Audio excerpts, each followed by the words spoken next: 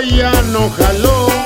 Ella subió de mi lado y al mirarme se sonrió. No acabaron las sorpresas esa noche tan oscura, que por andar en los bailes tuve esta amarga aventura. Del miedo que yo sentía ensucié los pantalones.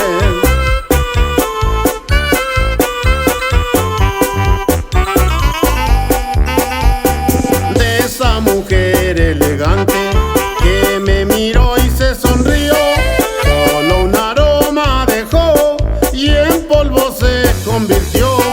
Yo con el miedo que tuve, el desmayo me ganó.